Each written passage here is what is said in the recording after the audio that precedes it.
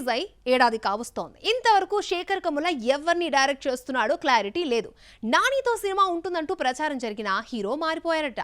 Already direct చేసిన హీరోతోనే work చేయడానికి దర్శకుడు ఇంట్రెస్ట్ చూపిస్తున్నాడట. ఇంతకీ ఎవరా హీరో? శేఖర్ కమ్ముల డైరెక్ట్ చేసిన తొలి పాన్ ఇండియా మూవీ కుబేరా తెలుగులో హిట్ అయినా తమిళంలో నిరాశపరిచింది. సినిమా రిలీజ్ అయి ఏడాది కావస్తోంది. నెక్స్ట్ మూవీ స్క్రిప్ట్ వర్క్ అయితే జరుగుతున్నా హీరో ఎవరో చెప్పలేదు. ఆ మధ్య నాని పేరు వినిపించిన ఈ ప్రాజెక్టు హోల్డ్ అయిందట. ప్రస్తుతం పారడైజ్ తో బిజీగా ఉన్న నాని ఓజీ ఫేమ్ సుజిత్ దర్శకత్వంలో బ్లడీ రోమియోలో నటించనున్నాడు. నేచురల్ స్టార్ ఇంకో ఏడాది పాటు బిజీ కావడంతో మరో హీరోని చూసుకున్నాడు శేఖర్ కమ్ముల. ఒక్కో సినిమాకు 3 ఏళ్లు తీసుకునే శేఖర్ కమ్ముల ఒకేసారి 2 స్క్రిప్ట్స్ రెడీ చేస్తున్నాడు. నాని ప్రాజెక్ట్ ఆలస్యం కావడంతో మరో కథను నాగ చైతన్యతో తీయాలనుకుంటున్నాడట. ఆల్రెడీ చైతు శేఖర్ కమ్ముల కాంబోలో వచ్చిన లవ్ స్టోరీ సూపర్ హిట్ అయింది.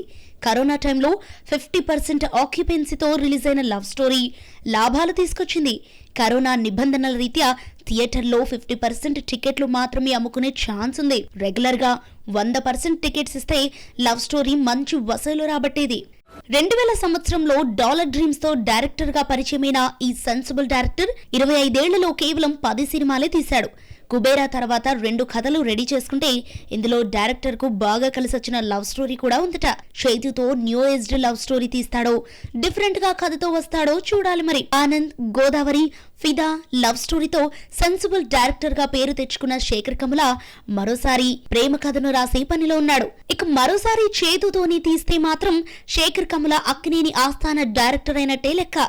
సుమంత్తో గోదావరి, చేతుతో లవ్ స్టోరీ, నాగ్తో కుబేరా తర్వాత మరోసారి అక్కినేని హీరోను డైరెక్ట్ చేస్తాడేమో చూడాలి మరి.